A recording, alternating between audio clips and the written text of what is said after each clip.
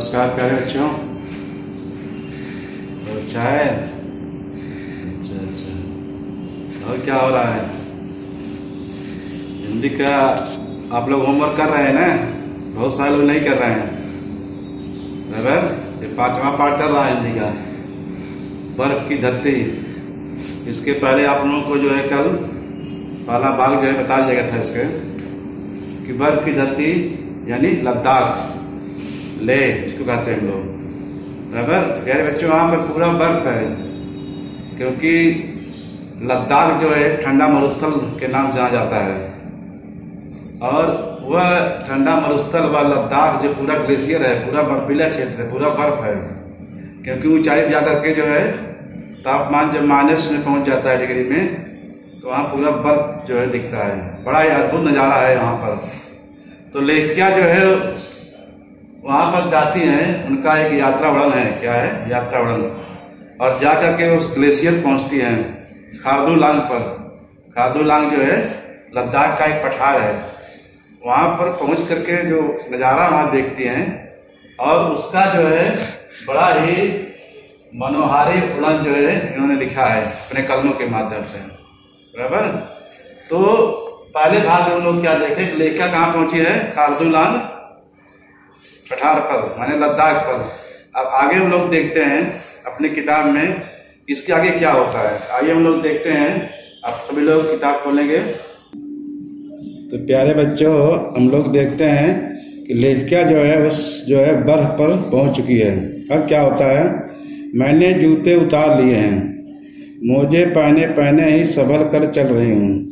लेखिया जब जो है बर्फीले क्षेत्र पहुंचती है, अपने जो है जूते उतार लेती हैं और मोजे पहन करके वो धीरे धीरे चल रही है संभल करके।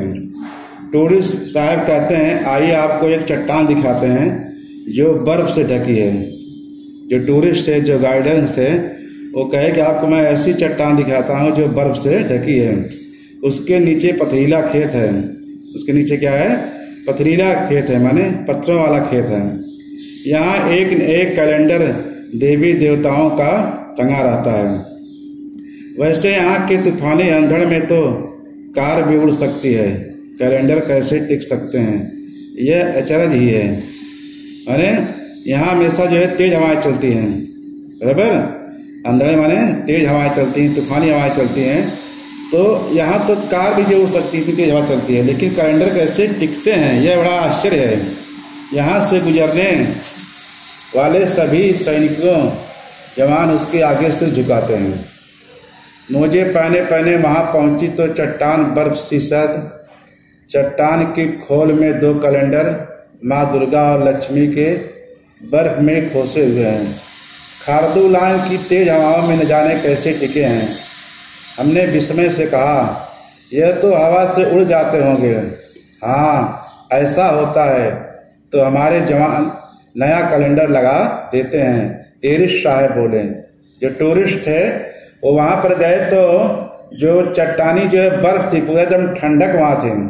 चट्टान की खोल में जो है 2 कैलेंडर थे, एक माँ दुर्गा और एक लक्ष्मी के। बराबर।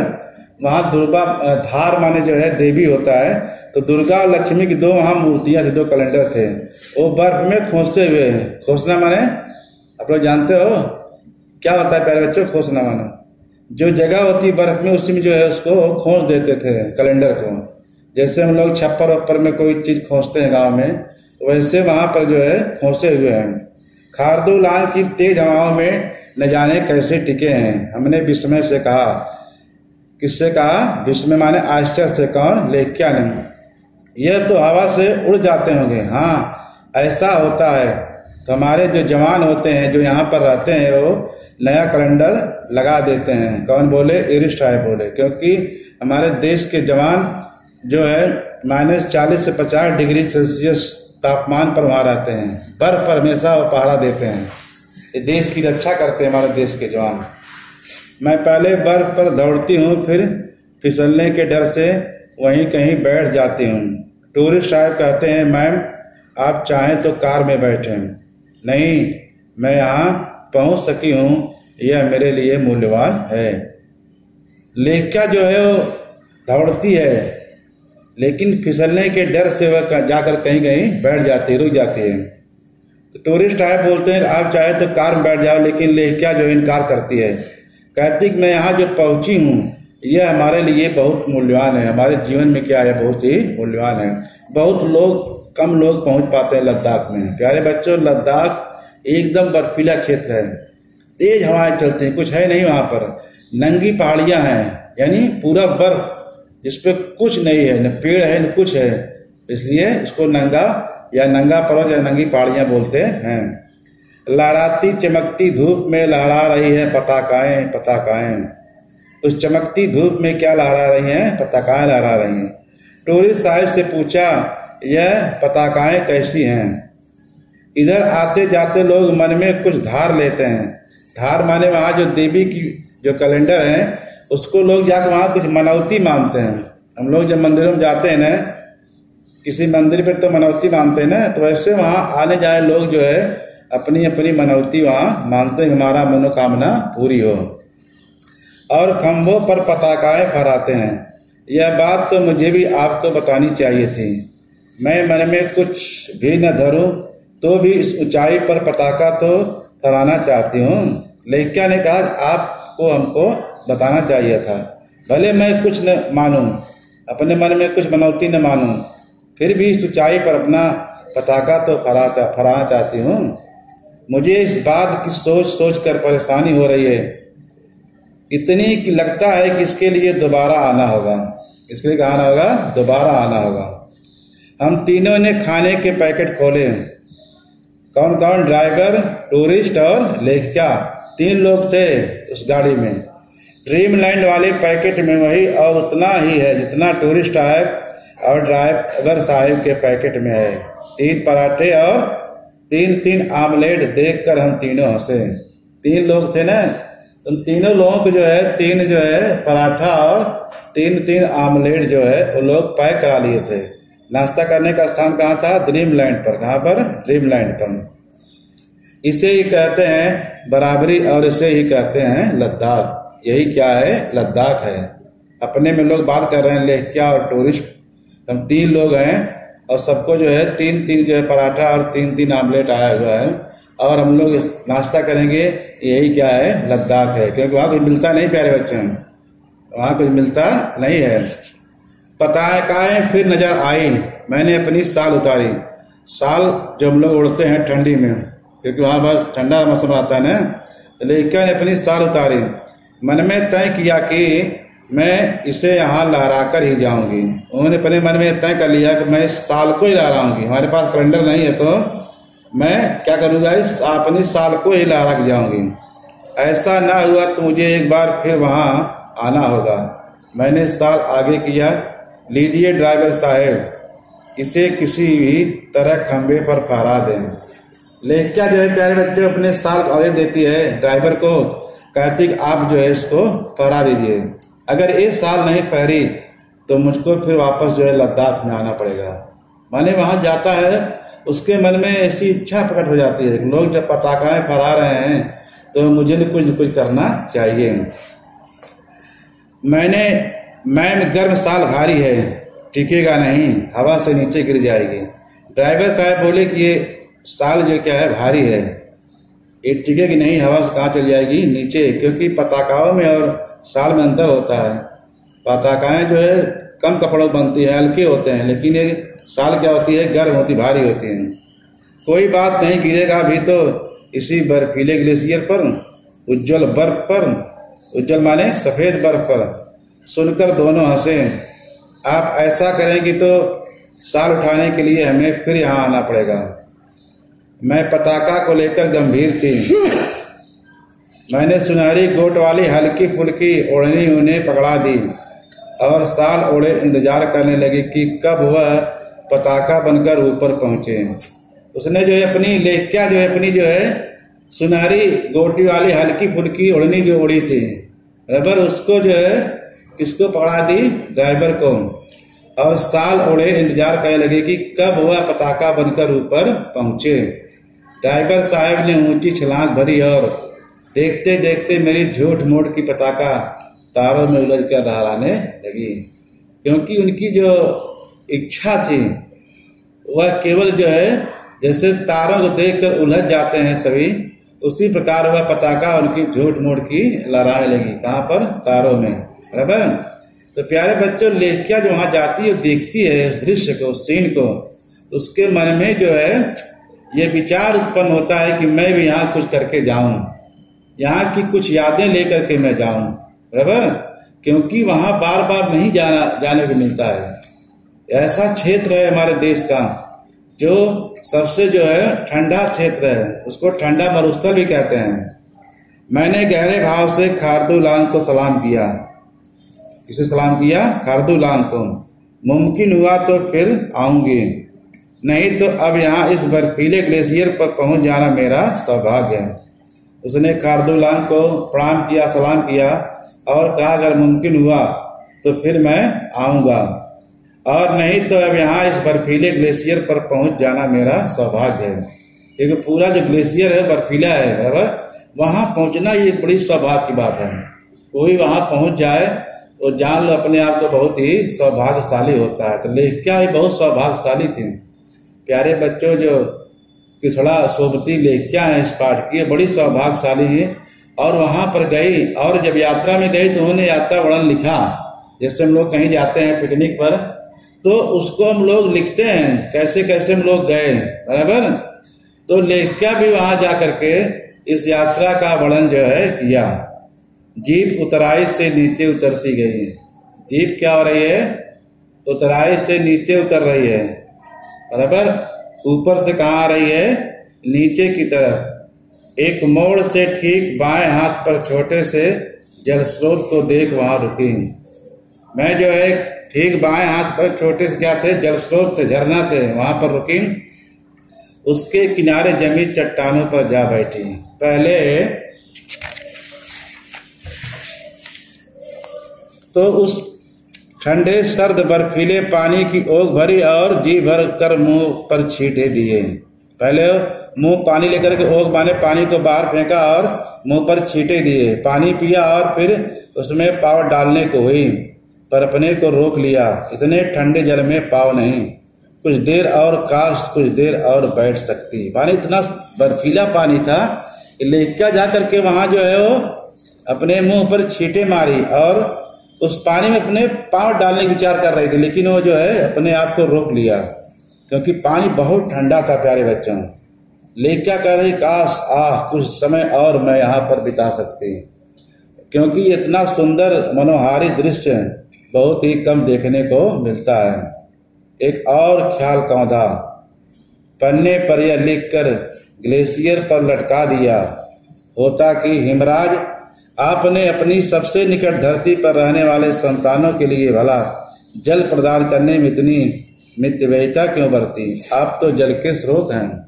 हिम खंडित जो बड़े ग्लेशियर है जहां से हिम जब पिघलता है तो पानी बन करके धरती गिरता है।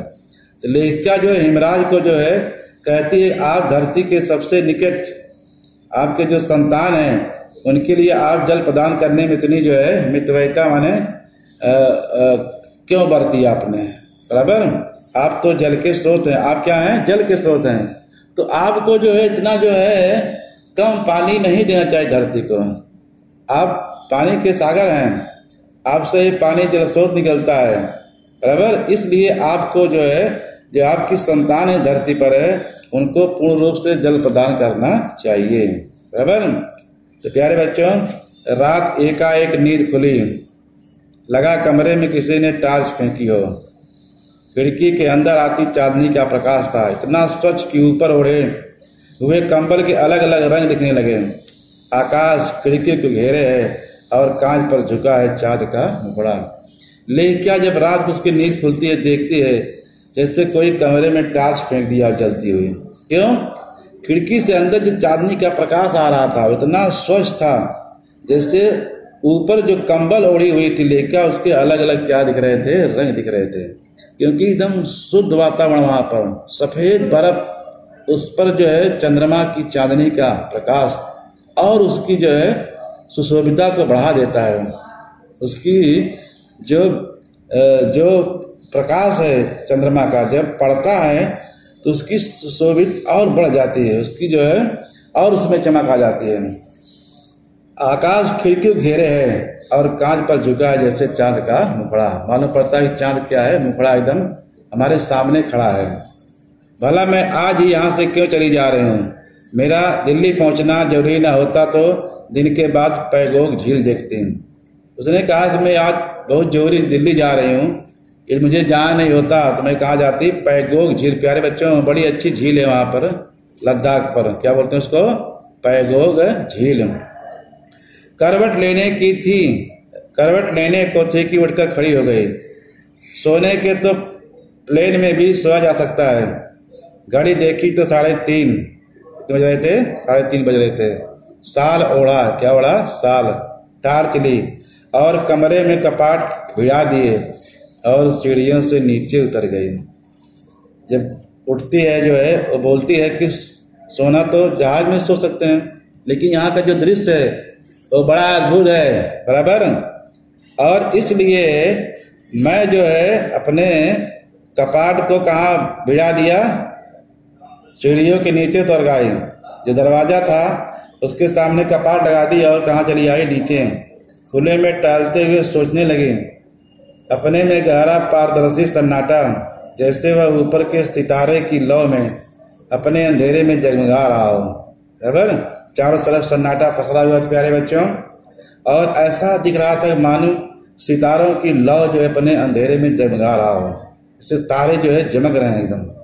नीचे दिल्ली में अपने जीने की दुनिया से अलग वह चांद, वह तारे या धरती, और सामने बिछी सर्किट हाउस की और आतिश फड़क जैसे धरती को आकाश से मिलाने वाली पगडंडी हो। उस पर भी क्यों न चला लिया जाए लेकिन इस प्रभात बेला में। जो रास्ता है ऊपर से आता है, जैसे मालूम पड़ता है धरती को आकाश से मिलाने वाली क्या है? पगडंडी है। पगडंडी माने प्यारे बच्चों क्या होता है? कच्चा रास्ता। क्या होता है? कच्चा रास्ता। जो गांव दिखता है, बराबर, जो खेतों के बीच से रास्ता जाता है उसको हम क्या कहते हैं? पगडंडी, बराबर। और उस प्रभात बेला सुबह के समय लद्दाख का वह दृश्य लेखिका को बहुत ही अद्भुत लगा और उसका जी नहीं भर रहा है। उसको लग रहा ऐसा रहा है इस प्रभात बेला में हमको जो है घूमना चाहिए, क्योंकि ऐसा मौका दोबारा नहीं मिलेगा। फाटक खोलने के लिए हाथ बढ़ाया, घड़ी देखी, कुछ देर रुकना ठीक होगा। मैं अब सड़क पर चल रही हूँ, लेह को घेरे हुए पथरीली श्रृंखला को देख रही हूँ। श्रृंखला माने कड़ी, लेह माने लद्दाख को जो घेरे हुई पथरीली जो है कड़ियाँ हैं, श्रृंखलाएं हैं, उसको देख रही हूँ। खामोशी में अपने पैरों की आहट सुन रही हूँ। क्या सुन रही? केवल पैरों की आहट, क्योंकि अकेले ही हो। और जो पथरीली जो है श्रृंखलाएं हैं चट्टानों की, वह उसको लेखिका जो है देख रही है। अंतर में ऐसा भास रहा है कि इस अमृत बेला में जो घट रहा है वह पहली बार है और शायद अंतिम भी है। अंतर में ऐसा उसको याद हो रहा है, आभास हो रहा है कि इस अमृत बेला में जो घट रहा है वह पहली बार है, जीवन में पहली बार है, और शायद जो घट गया है या जीवन का अंतिम बार भी है। बराबर, हो सकता है दोबारा इसको न देख सकूं, जीवन में पहली बार ही इसको देख रहे हूं। याद हो आई बौद्ध प्रवचनों की 2 पंक्तियां, जो भी देखो ऐसे देखो जैसे जीवन में पहली बार देख रहे हो। माने जो भी देखो उसको ऐसे देखो जैसे जीवन में पहली बार देख रहे हो। फिर ऐसे देखो जैसे जीवन में अंतिम बार देख रहे हो, जीवन में अंतिम बार देख रहे हो। बराबर, तो लेखिका कह रही कि बौद्ध जो प्रवचन दिए थे उनकी पंक्तियां हमको याद आ रही है कि जो भी देखो ऐसे देखो जैसे जीवन में पहली बार देख रहे हो, और फिर ऐसे देखो जैसे जीवन में अंतिम बार देख रहे हो। किसी वस्तु को जब देखो ऐसा लगे किसी चीज को पहली बार देख रहे हो, इतना मैंने प्रेम से उसको देखो, और यह सोच लो शायद इसको हमें फिर देखने न मिले, और यह मेरा क्या हो? अंतिम बार हो। क्या हो? यह अंतिम बार हो। वही बुद्ध के कमंडल में उदय होती उषा को मानो पहली बार देख रही हो, देख रहे हो अंतिम बार भी, जैसे हिमालय के पीछे से फैलाए लालिमा को हमारे पूर्वजों ने देखा था। जो हिमालय के पीछे से जो सूर्य निकल रहा है, इसकी लालिमा जैसे हमारे पूर्वजों ने देखा था। स्थल पर सिर्फ चट्टाने हैं। क्या है? चट्टाने हैं। ऊंचे पहाड़ और आकाश की ओर जाती चढ़ाई के अलावा और कुछ नहीं है। लेकिन क्या कह रहे प्यारे बच्चों, जो स्थान है वहाँ सिर्फ चट्टाने हैं, ऊंचे ऊंचे पहाड़ हैं और आकाश की ओर जाती चढ़ाई के अलावा और वहाँ कुछ नहीं है, केवल ऊंची चढ़ाई दिख रही है। इसके अलावा लद्दाख में कुछ है ही नहीं है। बराबर। तो लेखिका जो है लद्दाख का बड़ा ही सूक्ष्म वर्णन किया है अपने। वो लेखिका गई है कहाँ पर, लद्दाख में, उसने यात्रा किया लद्दाख का और जो आया उसको लिखा। तो प्यारे बच्चों यह लेह लद्दाख से लिया गया है। बराबर। लेह लद्दाख ग्लेशियर जो होता है, बराबर, जो हमारे देश का ठंडा मरुस्थल है। बराबर। आगे हम लोग चलते हैं, फिर ब्लैक बोर्ड देखते हैं क्या दिया गया है इसमें, जो आकृति है। बराबर। इसके शब्दार्थ हैं उसको हम लोग देख लेते हैं। आइए हम लोग तो चलते हैं शाम पर, देखिए क्या लिखा गया है यहाँ पर आप लोग को। मेरे बच्चों देखिए, बर्फ की धरती भाग 2। आप लोग यहाँ देखेंगे मैंने जूते उतार लिए हैं, डैश डैश चढ़ाई के अलावा और कुछ नहीं है। इसके शब्दार्थ जो है बीच में, अचरज माने आश्चर्य विस्मय, पताका माने झंडा, धार यहाँ देवी, यहाँ मनौती मानते हैं लोग, जाते हैं तो मनौती मानने का अभिप्राय यहाँ पर है। लक्ष्य माने निशाना, वेश कीमती माने अमूल्य, आँख माने गर्मी ताप, अंधड़ तूफान, पाँव पैर। बराबर। तो ये शब्दार्थ रहे। इसमें जो कृति है जो हम लोग पढ़े हैं प्यारे बच्चों, आप देखते हैं आकलन कृति, आकृति पूर्ण कृति है। पहला है चट्टानों की खोल में खोसे गए कैलेंडर में इनके चित्र थे।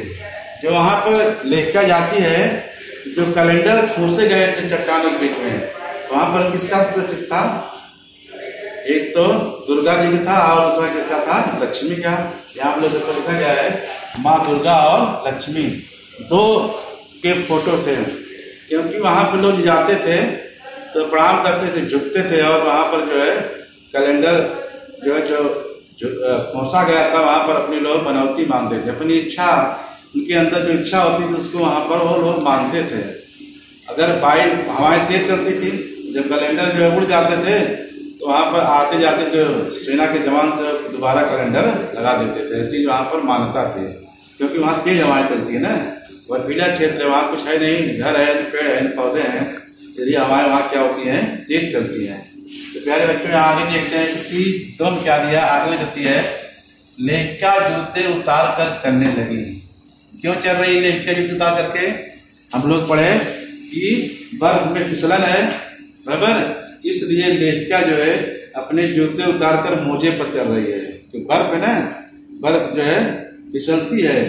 यहाँ पर इसका उत्तर दिया गया है बच्चों, बर्फ पर चलते हुए फिसलन थी इसलिए लेखिका जूते उतार कर चलने लगी। दूसरा क्या है? जवान नया कैलेंडर लगा देते हैं। क्यों लगाते हैं नया कैलेंडर? क्योंकि लेह में हवा तेज चलती है, जिससे कैलेंडर उड़ जाते हैं। जवान उस स्थान पर नया कैलेंडर लगा देते हैं। आते जाते समय लोग जो है वहां पर अपनी मनौती मानते हैं, लेकिन जब तेज हवाएं चलती है कैलेंडर क्या होते हैं? उड़ जाते हैं। लेखिका वहां जाती है, उसके मन में विचार होता है, जब टूरिस्ट बताता है कि यहाँ ऐसा होता है, उसने कहा आप मुझको बताए नहीं, मैं भी यहाँ पर कैलेंडर लगाती, पताकाएं फहराती। तो उसने अपनी जो है उस साल को दे दिया। जब साल भारी थी, ड्राइवर कहा कि साल भारी है, उसने अपने दुपट्टे को उतार के दिया, बोली आप उसी को लहरा दीजिए, बराबर। उसके मन में इच्छा हुई, किसके? लेखिका के। तीन प्यारे बच्चे देखते हैं, निम्नलिखित शब्दों में प्रयुक्त प्रत्यय अलग करके लिखो। जैसे पथरीला, तूफानी, मूल्यवान, गीलापन। ये इसमें प्रत्यय अलग करना है। प्रत्यय अलग करते समय प्रत्येक और उत्सव दो होते हैं। उत्सव जो है शब्द के पहले लगते हैं और प्रत्यय शब्द के बाद लगते हैं। यहाँ पथरीला है, बाद में क्या आ रहा है? ईला, तो प्रत्यय क्या हो जाएगा प्यारे बच्चों? यहाँ पर ईला प्रत्यय है। तूफानी, ई, यहाँ क्या है? ई प्रत्यय है। मूल्यवान, लास्ट के जो है शब्द है वान, तो प्रत्यय क्या हो जाएगा? वान।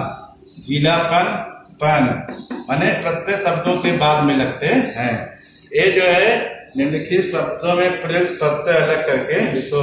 यहाँ आप लोग बताया गया है, आप सबको लिखना इसको है और उसको याद करना है। आगे क्या दिया गया है? संधि विच्छेद कर संधि का पता लिखिए। निर्मल, निधनमल, यानी विसर्ग संधि का बच्चों। हिमालय, हिम धन आलय, हिमालय बर्फ, ये स्वर संधि है। निर्जन जहाँ सुनसान स्थान हो, निर्जन जहाँ कोई न हो, जन माने लोग, वह क्या है विसर्ग संधि है। उज्जवल यानी उज्जवल, उज्जवल माने क्या होता है सफेद, यह क्या है व्यंजन संधि है। ये प्यारे बच्चों संधि विच्छेद है, इसको हम लोग देखेंगे और इसको आप लोग अपनी कॉपी में लिखेंगे और लिख करके जो है आप लोग अपना गृहकार्य पूरा करेंगे। तो पहले भाग में आप लोगों को बताया मैं बर्फ की धरती पर कि लेखिका जो है जब जाती है बराबर लद्दाख पर, तो टूरिस्ट के साथ जो है वो राइड करती है ना अपनी जो गाड़ी से, और ऊपर जाते हैं खारदुलाम का जो पठार है, ग्लेशियर बड़ा है वो लद्दाख का, वहां पर देखती है, वहां पर जल स्रोत है उसका आनंद देती है बराबर। आज दूसरा भाग जो है इसमें यह बताया गया जब वहां से उतरने लगती है, जब बर्फ का क्षेत्र आता है तो अपने जूते निकाल करके जो है वो चलने लगती है, लेकिन उसको डर है कहीं गिर न जाए, ठंडे ठंडे जल स्रोत में अपने मुंह को धोती है बराबर। और रात में जो देखती है कितना सुंदर दृश्य है, एक तो बर्फ है और उसमें चंद्रमा का जो प्रकाश पड़ता है तो उसकी जो है कांति में वो बढ़ जाती है, उसमें जो आभा और जो है बर्फ की बढ़ जाती है और सुंदर लगने लगता है। तो वो लेखिका देखती है और देख करके अपने मन में विचार करती है।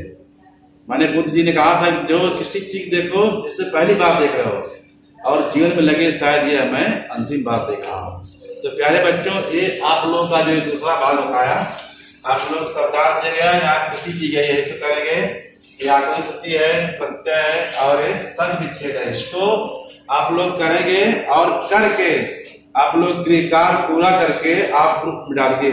वीडियो को बार बार देखिए आप लोग, जब बार बार देखेंगे समझ में आ जाएगा बराबर, क्योंकि 5वां पाठ है हिंदी में जो है बहुत सारे पाठ हैं उनको पढ़ना है, लेकिन अब जब आप लोग काम करेंगे तभी तो अच्छा लगेगा पढ़ने में। बहुत सारे बच्चे काम करते हैं, बहुत लोग नहीं कर रहे हैं। तो आप सभी लोग एक काम करिए और अपना जो है भेजिए ग्रुप पर, शुक्र और शनिवार को आप लोग चेक होता है बराबर। तो निश्चित तौर पर जो है आप लोगों को इसको तैयार करना पड़ेगा, वीडियो को बार बार देखिए और जो ना यार आप लोग पूछिए बराबर। फिर जब मिलेंगे तो अगले पार्ट को मैं पढ़ाऊंगा। जय हिंद।